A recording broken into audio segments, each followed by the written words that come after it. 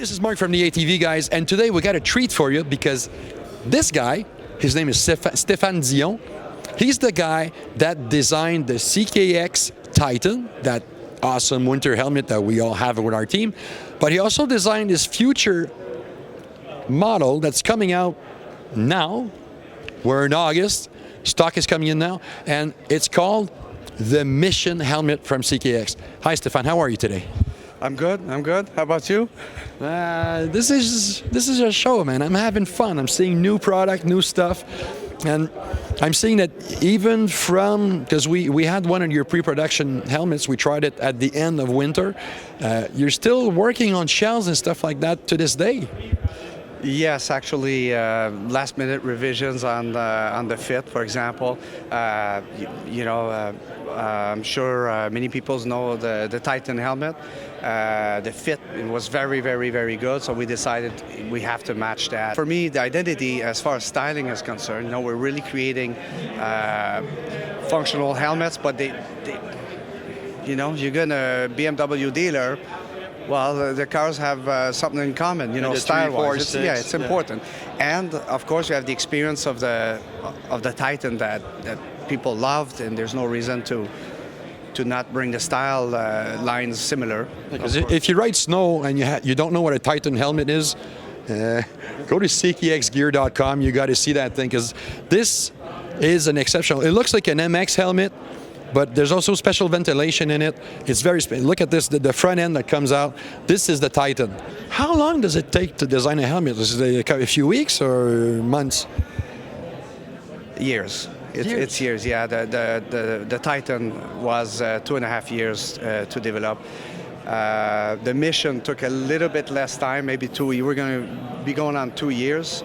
Hold on, I'm getting the Mission because we haven't talked about it yet. Well, there we go.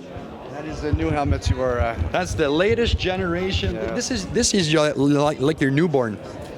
Yes, absolutely. So this is the star of the show this year. So we're hoping people are going to love it. The reason behind the Mission, because of course the Titan is a great trail helmet as well as a backcountry helmet. Although we have a full-on backcountry, more vented version, but basically the regular Titan does a very, very good job.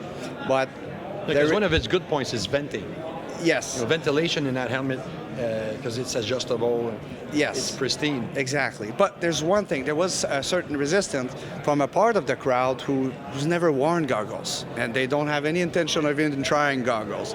And their request to us was like, yeah, but when are you making a helmet for me? I wear a flip-up and, a Trans or a BV2S or a flip-up helmet. It's very popular in the trail. Full-on, yeah, the modular helmet. I call them flip-ups. And I said, okay, well, so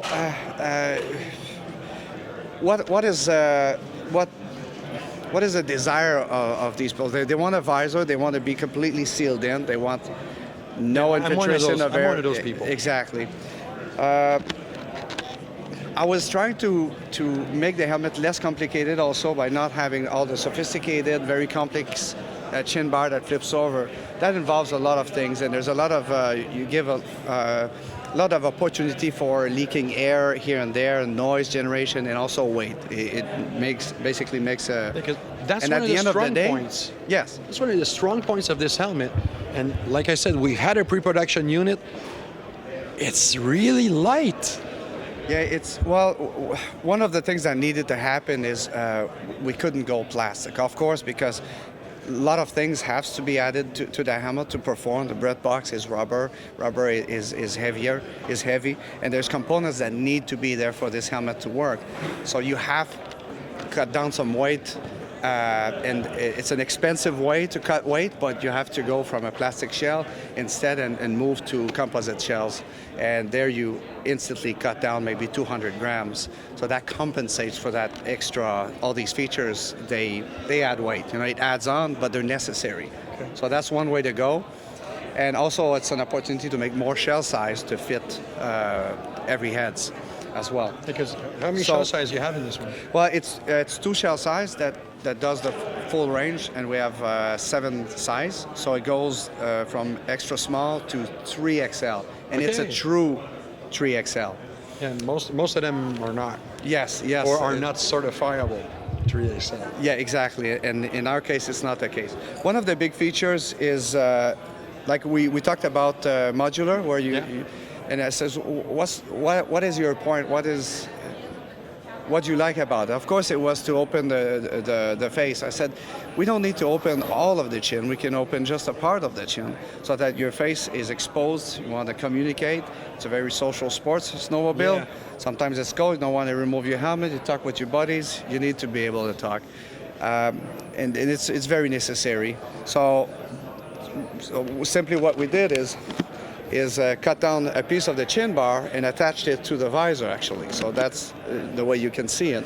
Then the bread box is attached to the visor. So it's a single action. You bring it down, you bring your visor down, and your bread box sits on your nose perfectly in one motion. So that's really practical. So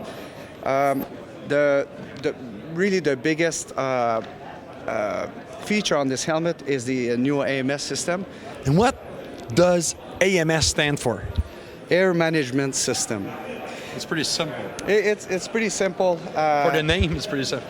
But what does it do? It was not simple to actually come up with something that really worked. The idea is, first off, CKX brought on board 3 really good engineers to help develop and to help push the boundaries of non-electric visors, unplugged, and pushing the boundaries for anti-fog without plugging the helmet. So that was the whole goal of that. And pushing the boundaries we did.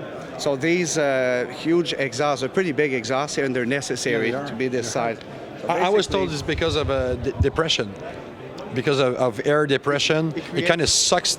It absolutely does. Aerodynamically speaking, actually, you see the air exits these two The big, intakes. everything is pretty massive, the airflow, Yeah, it's and big. it goes through channels that are all completely sealed out to the back, and it works so well that we started testing with the bread box, and eventually, well, let's try without the bread box just for giggles.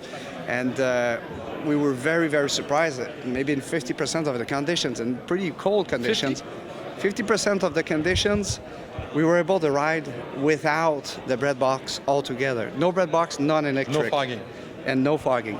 So it was a question of humidity levels. So you could be minus 25, but the humidity is quite dry, and in those conditions it works very well. But one important point is that the helmet must be in motion for the system to work, because it's a passive system. Stop without the bread box. Exactly. You're gonna fog up. You have to have the air that runs against the helmet and pulls the air out. You're starting at what speed? 15 kilometers an hour, 20. As long as It's pretty fire slow. movement. Oh yeah, because that's why the portholes are so massive. Okay. The other reason why they're quite big is after hours of snowmobiling, 4, 5, 6 hours, there's snow accumulation because hot air exits and gets into the cold and creates buildup. Yeah, but eventually, frost buildup. Yeah, it does. So Okay. it does build up about a 2 millimeter crust around. But since the portholes are so massive, eventually it stops. There's a thermic effect that the buildup just stops at about 2 millimeters of thickness in the worst conditions, so minus 40, something like that. And after that, you're At the good. temperature that I don't go riding at. Yes. Well, you've seen a lot of helmets that clog up. You have to stop and break some ice, and all sorts of. We all had to deal with these same problems. If you ride snowmobiles, you've been through that. Yes. It's a pretty unique sport, snowmobile, because the environment is so extreme. From the hottest and the most dry to the most humid and the coldest. The environment is very extreme, and the consumer, you must give them a tool that will try to deal with all of that. And it's a tall order. It's a tall order, and it's a continuous battle. And when we created this mission, and we had a lot of people, we changed also our way of working. we had a lot of test riders, and we're talking over 50, maybe 75 the people that were actually in the trails and testing. We've never done that to that level. People from the industry, not necessarily employees of CKX, but We were one of them. and I know a guy that did that and seems pretty satisfied. Yeah, well, we enjoyed it. It's too bad we got it late in the season. It was kind of hot, but behind the camera right now is Jason, who's our snowmobile. He's our sled guy, and he liked it. We just wish we could have gotten some temperature below -20, because it was -10, -15 at max. So, but we felt it. It worked. I'm pretty stoked about it, and I wish to thank you, because some people here want to talk to you, but I'm pretty stoked about what it is. But I appreciate you taking the time. I know you don't like cameras, and I appreciate it that you take a couple of minutes of your time to talk about it. Thanks a lot, Steph. It's my pleasure. It's my pleasure. All right, so the Mission Helmet is available now. The dealers are booking it. You'll be able to buy it through kimpex.com, your local power sports dealer, or your favorite e-tailer in the next few days. Ciao.